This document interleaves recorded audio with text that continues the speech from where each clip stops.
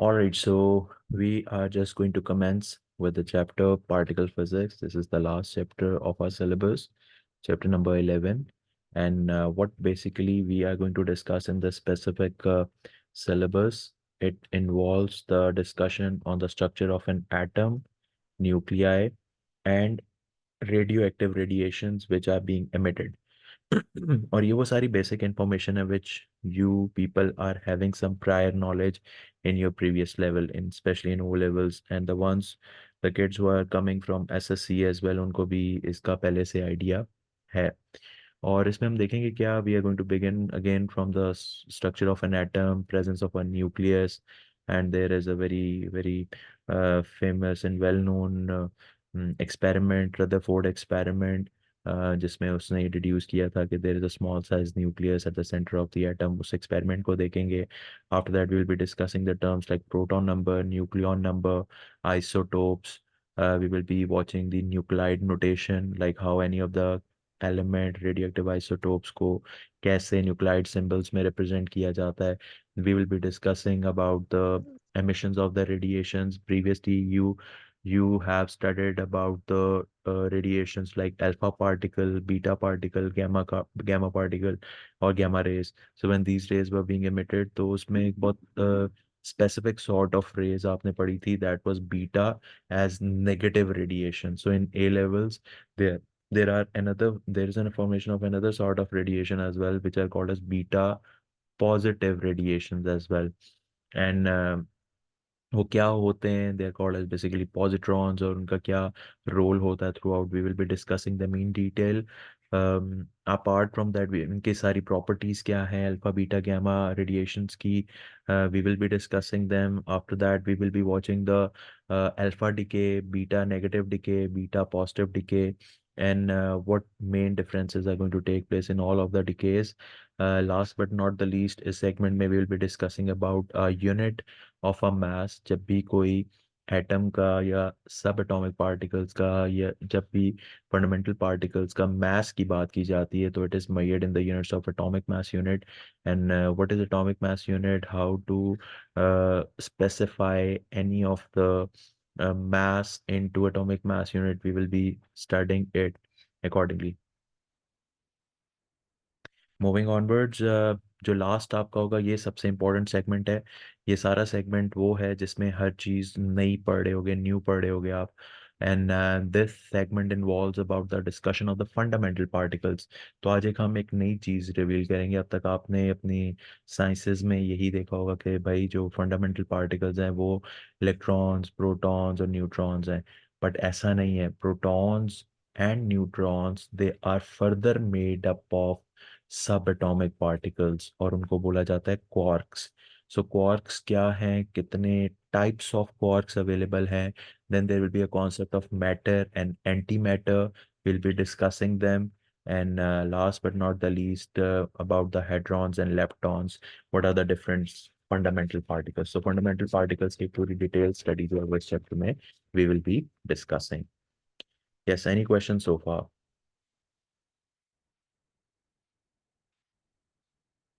Please मुझे साथ साथ जो है एक्नॉलेज करते जाएं, so that I shall be moving quickly and swiftly.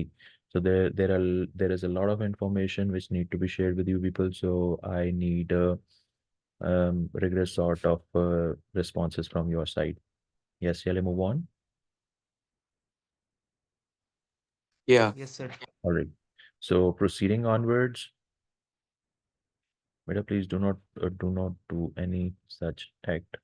Sir, that was an accident. Okay, okay. So let's move on onward to the very first part. We are going to discuss about the atomic structure, and in the structure of an atom, there was a very important involvement of this Rutherford experiment, and the observations being made by this Rutherford, they are typically and till the date they are being accepted and considered for the structure of atom. Though there are several scientists there are several researchers who worked on defining the structure of an atom, but till the date, the most authentic structure which is being considered at the moment was given by Rutherford and later on by Bohr as well. So let's see what this experiment is. So we are not having any clue. We will not be having any further clue. Uh, it is not the part of your syllabus like what the Thomson said previously or what the other scientists did previously. That is no more in the part of syllabus, but what actually is or how it is being considered, that is in your syllabus. So we'll be only sticking to this Rutherford experiment. All right. So what this Rutherford did in his experiment, uh, he was having an alpha source and he bombarded these alpha particles on a thin gold foil. You would have definitely studied this experiment in your O levels and IGCSE. It's a part of syllabus as well. So I'll be just having a quick brief discussion on it. So this is an orientation of the experiment. It was carried out in a vacuum, and there is an alpha source. Alpha source is being emit. Alpha source is emitting the alpha particles, and alpha particles are bombarded on gold foil, thin sheet of gold foil. And then after this, the behavior of the alpha particles was being observed on the detector, right? Acha, can anyone just tell me what are alpha particles quickly? Yes, any one of you who can just answer what are alpha particles? Protons and neutrons. Uh, okay, it's a combination of protons and neutrons. Moreover, you can also say that alpha particles are positively charged particles. हमने आगे चल के पढ़ना है detail में कि alpha particles क्या है. Alpha particles are positively charged particles और they are just like the helium nucleus. Helium के nucleus की तरह ये होते हैं.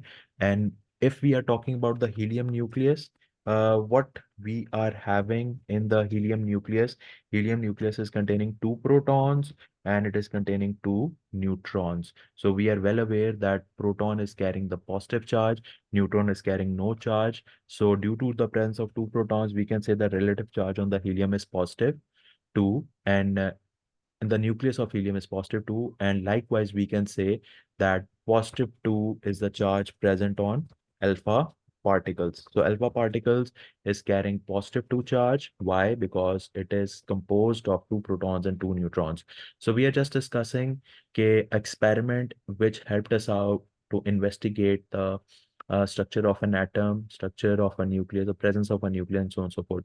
So what Rutherford did, Rutherford just bombarded the alpha particles. They were fired, the alpha particles were fired on the thin gold foil, and it was investigated or it was observed that majority of the alpha particles just passed through the gold foil. Some of the alpha particles bounced back, and few of the alpha particles just got deflected, like we can see in this diagram. Let's say this is just representing the atoms of the gold foil, and what these rays are representing, the rays are representing the presence of the alpha particles. So the alpha particles are moving. When alpha particles are moving, so we can witness that majority of the alpha particles, they just pass straight through this gold foil. बहुत सारे alpha particles जो हैं, alpha radiation जो है, वो सीधी निकल गई gold foil से. और कुछ हम देख रहे हैं, there very less, a very few, they just strike the gold foil and they got bounce back.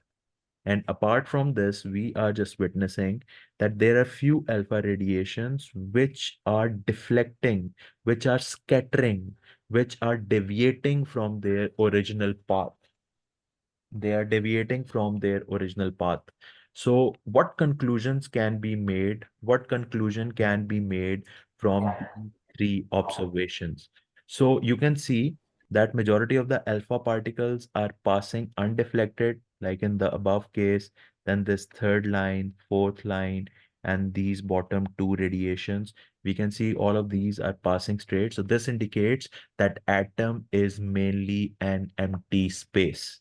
ठीक है, हमें ये जो अल्फा रेडिएशन बिल्कुल स्ट्रेट पास थ्रू हो रही है, ये हमें क्या इंडिकेट कर रही है? ये इंडिकेट कर रही है कि मेनली जो जो आपका एटम है वो एम्प्टी स्पेस अपने पास रखता है. नेक्स्ट वी सी दैट कुछ रेडिएशंस ऐसी हैं जो टकरा के वापस आ रही हैं. Why some of the radiations are bouncing back? This indicates that there is some dense body present at the center of an atom. और उसको लेटर ऑन कहा गया कि it is called as nucleus. और क्यों बहुत थोड़ी सी रेडिएशन वापस आई, तो यहाँ से ये अंदाजा लगाएगा कि न्यूक्लियस का जो साइज है बहुत ही स्मॉल है। So the nucleus is present in the centre and nucleus is of very small size, so that is why they are just reflecting after striking the nucleus. Thirdly, कुछ particles जो हैं वो scatter कर गए. Why they scattered? We are well aware that these alpha particles are having what sign? These alpha particles are positively charged. Alpha particles are having a charge of positive 2. So if alpha particles are having a charge of positive 2, so as they are just going to appear near to the nucleus, so they are deflecting, they are repelling. So we know repulsion occurs between what? Repulsion occur between two like charged bodies. So if it's a positively two charged alpha particle, positively two charged, when they are going to move near to the nucleus, so this also indicate कि ये जो particles यहाँ पे scatter हुए, यहाँ पे scatter हुए, this indicates that nucleus is carrying a positive charge. So these were the three assumptions, these were the three deductions which were made from these observations by Rutherford.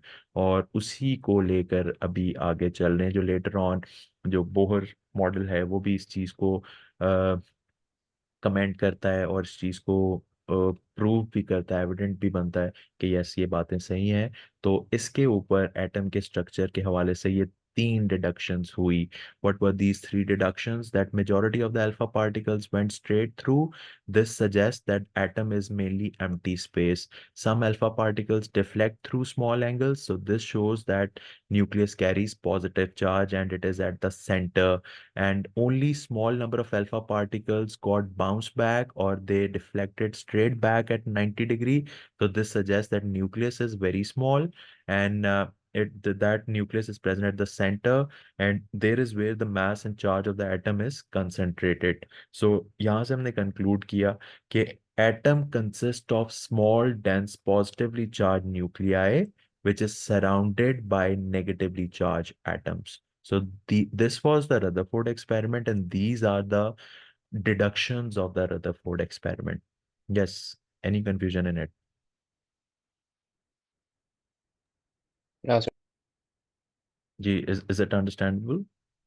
What we are discussing the particle physics. We discussed the very first topic, that is the experiment which was uh, managed by Rutherford, and it helped in the deduction of the structure of an atom.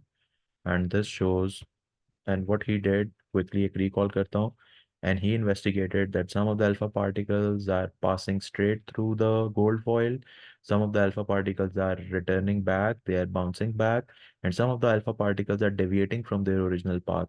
So all these three in three observations are leading us towards some conclusions, and these conclusions says that atom is an empty space, atom is having a central concentrated body which is nucleus, and nucleus is of small size, and nucleus is carrying positive charge, right? I'm moving onwards. Okay, next we will be discussing about the structure of an atom. So you people are well aware, majority if you are studying chemistry or you would have studied chemistry previously. So it's very much simple, nothing new in it. So atom is considering of nucleus, which is positively charged. It is present at the center of an atom. It is having orbits around it, and the electrons are revolving in these orbits. Normally, what is the diameter of an atom? Yes, you can write down this value because in chapter number 1, there normally a question appears like estimating of the physical quantity. So you can get an estimation that what is the probable or approximate diameter of an atom. So diameter of an atom is around 10 raised to power minus 10 meters, right? And what is the diameter of the nucleus? The diameter of nucleus is nearly 10 power minus 15 meters. So these two values can help you out in such questions, and answering the questions like estimate, tell us the estimated value for the diameter of an atom or the diameter of a nucleus. So electrons are revolving in the shells around a nucleus, and nucleus is present in the center. And nucleus is containing protons, nucleus is containing neutrons, and electrons are present in the orbits. So this is what we have, which is being depicted in this diagram. Okay, moving onward, this is one of the example, a simple example. Let's see how question can appear with respect to Rutherford experiment, old foil scattering experiment. So we can see in this question, in an alpha particle scattering experiment, a student set up the apparatus below to determine the number n of alpha particles incident per unit time on a detector held at a various positions. Okay, which of the following graph best represents the variation of n with the angle? So you can see angle is switching from which point till which point. It is switching from 0 degree and it is enhancing and reaching to 90 degree. So angle is increasing from 0 degree to 90 degree. The angle of what? The angle of the motion of the detector. And alpha particles are coming from where? Alpha particles are coming from this side. So which graph is going to represent the better orientation for the number of particles observed by these detector with respect to the angle? So yes, can anyone tell me where the maximum number of particles are going to be they're going to be detected by a detector at what position, at what angle? 0. At 0 degree. Very good. At 0 degree, maximum number of particles are going to be detected by this detector. And as this detector is going to move up, tell me, will the number of particles being detected increases or decreases? Decrease. Yes, they decreases. Decrease. They decreases, right? So what is the probable? So they are and they are not going to decrease linearly. Because why? Because we studied that majority of the particles, they just pass straight through this. They just pass straight through this gold foil. Some of them are scattering, very little of them are scattering. So very little of them are scattering. So as the angle increasing, there is going to be an immediate drop in the number of particles. So what is the correct graph being shown? So we can see the graph A shows this behavior, that as the angle approaches between 0 to 45 degree, the number which is going to be detected by the detector, it is going to fall to some good extent. And later on, when it reaches to 90 degree, it will be near to the 0. So correct answer for this one is A. B क्यों नहीं हो सकता? B में still it is showing that good healthy number of particles are going to be detected when the angle is going to be 45 degree. No, it means कि जब अगर 45 degree पे ज्यादा number of particle detect हो रहे हैं, it means कि बहुत सारे particles scatter out हो रहे हैं. But in previous diagram, we just studied, and this experiment also constitutes or states that very less particles were scattering or deviating from its main path. Why C cannot be the answer? We can witness that this graph is showing that with the increase in angle, the number of particles are also increasing. So no, it is not happening. And also we know that these particles are not scattering or they are not spreading, or their number of particle is not like diminishing or decreasing linearly because it's a random number. So correct answer for this is going to be A. Any confusion in this question? Yes, please speak up. Shall I move on? Yes, sir. Yes. Okay. Moving onwards, atomic structure, we are going to have some brief discussion on it. We are well aware that what is present inside an atom. We know what is present inside an atom. Inside an atom, there is a nucleus. Central part is nucleus. Nucleus is containing proton and neutron. There are shells. Shells are containing electrons. So, in a very quick manner, we should be knowing what are the relative charges present on each of the particle. You people are well aware. Proton are carrying positive charge, neutron is carrying no charge, electron is carrying -1 charge.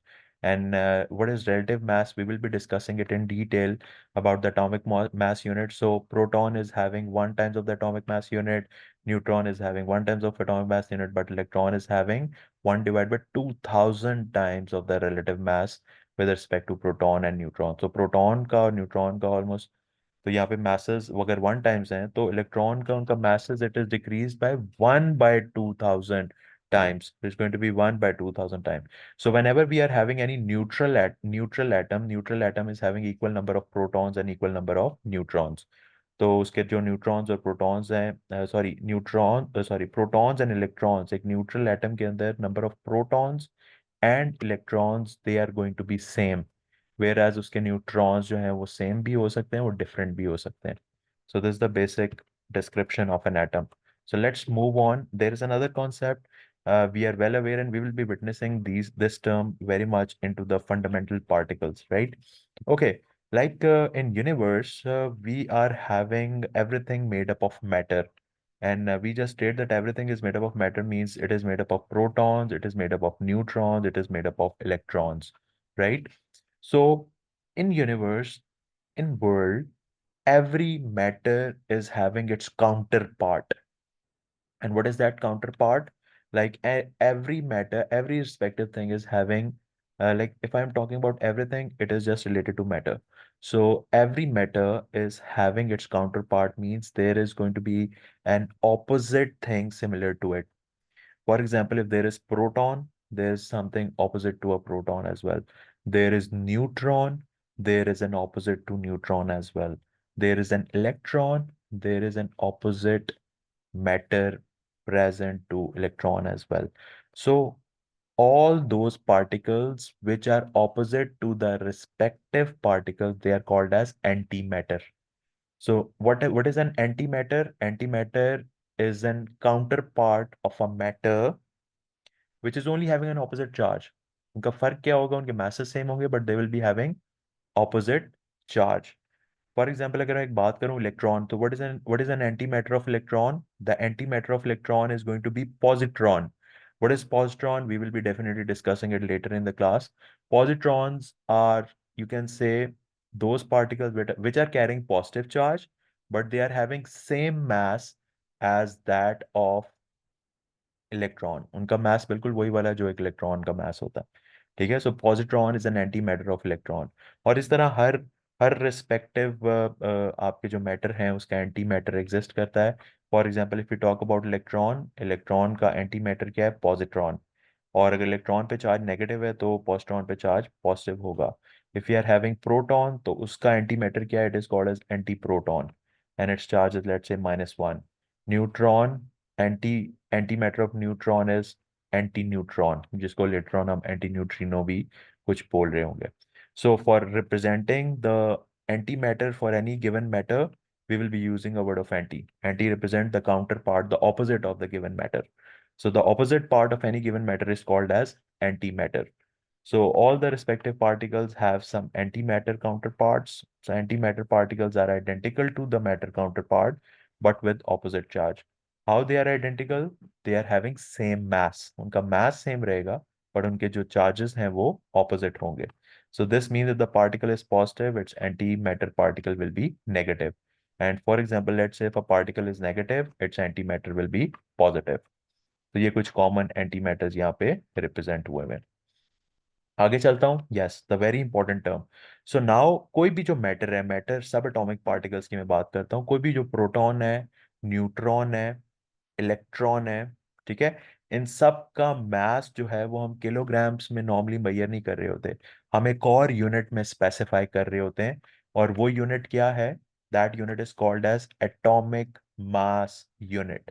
So the unit for the mass of subatomic particles is specified in AMU. AMU stands for atomic mass unit. और एक atomic mass unit की, एक atomic mass unit की, या unified atomic mass unit की, जिसको U से represent किया जाता है, U stands for Unified Atomic Mass Unit. It is equivalent to the mass of one proton or one neutron. एक प्रोटॉन का मास कह लें या एक न्यूट्रॉन का जो मास कह लें, that mass is equals to 1 AMU. And what is AMU stands for? Atomic Mass Unit. And in categorically, we can also state that it is called as Unified Atomic Mass Unit. The value for the Unified Atomic Mass Unit is how much? It is 1.66 into 10 power minus 27 kg. You need to memorize this value. वैसे आपकी ये formula sheet में भी value given होती है exam में, but आपको ये पता होना चाहिए क्योंकि बहुत सारी कैलकुलेशंस में आगे हम यूनिफाइड एटॉमिक मास की कैलकुलेशन को यूज करेंगे. So one atomic mass unit is equal to how much value? It is equal to 1.66 into 10 power minus 27 kg. And it is also abbreviated as AMU, या वो data sheet में भी given होगी. और ये हमेशा सब एटॉमिक पार्टिकल्स को के मास को काउंट करने के लिए, उसको मेजर करने के लिए यूज की जाती है. So what is one unified atomic mass unit? It is 1.66 into 10 power -27 kg. तो आगे चल के अभी इसको हम यूज भी करते हैं. Okay. Next, we are having, let's say this is a very common table. So, proton है. प्रोटॉन का मास कितना होता है in unified atomic mass? So in unified atomic mass unit it is 1. Neutron का कितना है? 1. मतलब 1 means what? 1 multiply by 1.66 into 10 power -27. इसी तरह likewise for neutron it is 1 into 1.66 into 10 power -27. For the case of electron, electron का mass कितना होता है? 0.0005 into 1.66 in 10 power -19 times of electrons. And likewise for alpha particles, we know alpha particle is carrying what? It is carrying 2 protons and 2 neutrons. So what is going to be the mass of the alpha particle in kgs? The mass of alpha particle is generally written as 4u. 4u means 4 multiplied by 1.66 into 10 raised to power -27 kg. So you're going to multiply, either you can convert the mass of alpha from unit of U to kg. So how you're going to convert from unified atomic mass to kg? Just multiply the given value with 1.66 in 10 power -27. Likewise, for electron, you can find out its unit by multiplying 0.0005 multiplied by 1.66 into 10 power -27 kg. Similarly, the neutron is having a unit in the form of kgs as 1.66 into 10 power -27 kg. Likewise, proton is having a unified atomic mass as 1.66 into 10 power -27 kg. So if whenever you want to express any unit, any mass of a given element from unified atomic mass unit towards kilogram, you will be multiplying it with the term 1.66 into 10 power -27 kg. Is it understandable? Yes, please speak Yes. up. Yes, Yeah. sir. All right. Yes, sir. All right. So I'm just moving onward with this. So here is an example with us. For example, if we are given with an expression that uranium 235. Can anyone tell me the meaning of uranium dash 235? What does this 235 signifies us? What does this word 235 tells us? Can anyone tell me about this thing? The proton number. Yes, it is the nucleon number. Nucleon number means it is representing the number of protons plus it is representing the number of neutrons. Okay? So it means the nucleus of a uranium is containing 235. What? 235, the number of protons plus neutrons. So if you need to find out the mass, someone says find out the mass of uranium. So how much is going to be the mass of the nucleus of a uranium? The mass of a nucleus of a uranium will be equals to 235 U. What is 235 U? 235 U means 235 unified atomic mass unit.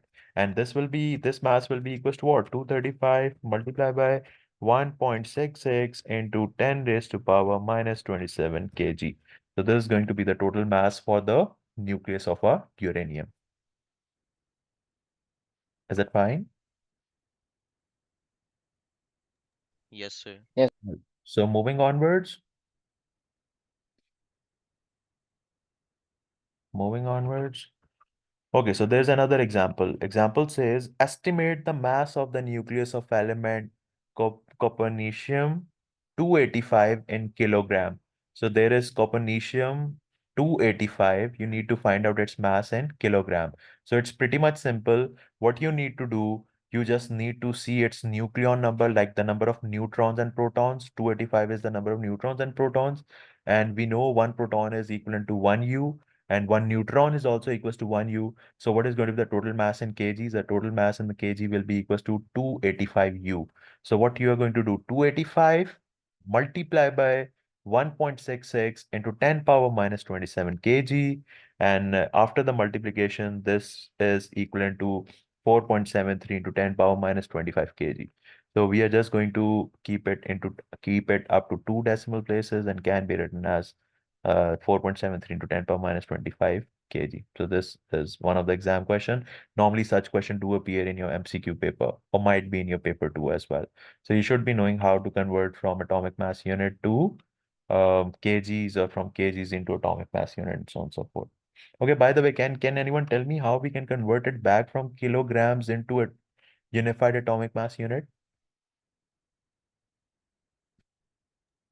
Divide by Divide. 1.66 times Okay, 10 minus 27. wonderful. So we are going to just for its back conversion, we will be dividing it by 1.66 and 10 power minus 27. Wonderful. Okay, so moving onwards, everything is present in the notes with you, right? So जो extra चीज़ अगर कोई मैं लिख रहा हूँ या अगर कोई बोर्ड पे अलग से बता रहा हूँ तो वो आप साथ साथ बेशक लिखते जाइएगा.